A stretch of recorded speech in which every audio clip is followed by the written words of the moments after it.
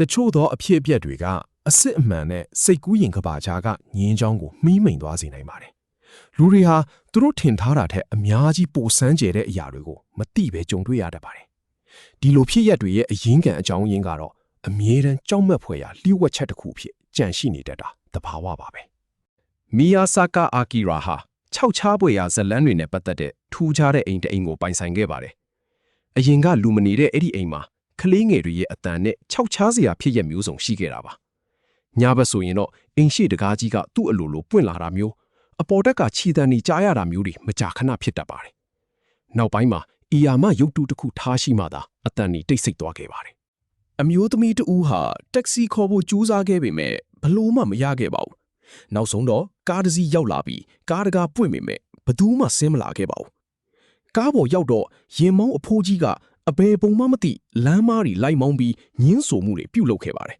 ။နောက်ဆုံးမှာရင်မောင်းရဲ့မျက်နှာသွင်းဖြေဟာတိတိတသားပြောင်းလဲသွားပြီးလူကိုကြောက်မက်ဖွယ်ရာဖြစ်စေခဲ့ပါတယ်။ယိုကိုဆန်းဆိုသူအမျိုးသမီးတဦးကသူ့ကိုယ်သူစိတ်ဆွမ်းအင်ပိုင်ရှင်အဖြစ်ဟန်ဆောင်ပြီးတငယ်ချင်းတဦးကိုကူညီဖို့ကြိုးစားခဲ့ပါတယ်။တငယ်ချင်းရဲ့အိမ်မှာညနေ3 နာရီရောက်တိုင်းကလေးငယ်တဦးရဲ့အတန်နဲ့ဖုံးခေါ်ဆိုမှုတွေရှိခဲ့တာပါ။အစပိုင်းမှာယိုကိုဆန်းကဓာရီကိုလိန်ညာမှုလို့ထင်ခဲ့ပေမဲ့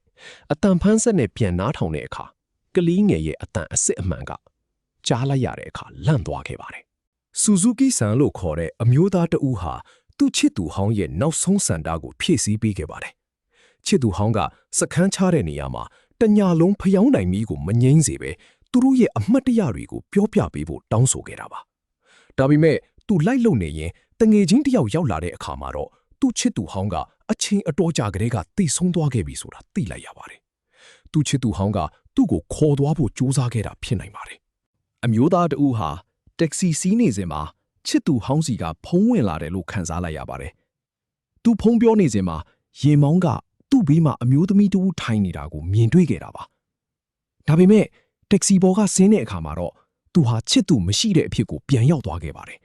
။တက္ကစီထဲမှာဖြစ်ပျက်ခဲ့တဲ့မှတ်ဉာဏ်တွေဟာသူ့ကိုခြောက်လှန့်နေခဲ့ပါတယ်။ဒီလိုမျိုးနေရာတချို့ကကျွန်တော်တို့ရဲ့မှတ်ဉာဏ်ကိုလှည့်စားပြီးမဖြစ်သင့်တဲ့အရာတွေကိုမြင်စေနိုင်တယ်ဆိုတဲ့လျှို့ဝှက်စမ်းကြယ်တဲ့ဖြစ်ရမျိုးစုံဟာဆက်လက်ဖြစ်ပေါ်နေစေဖြစ်ပါတယ်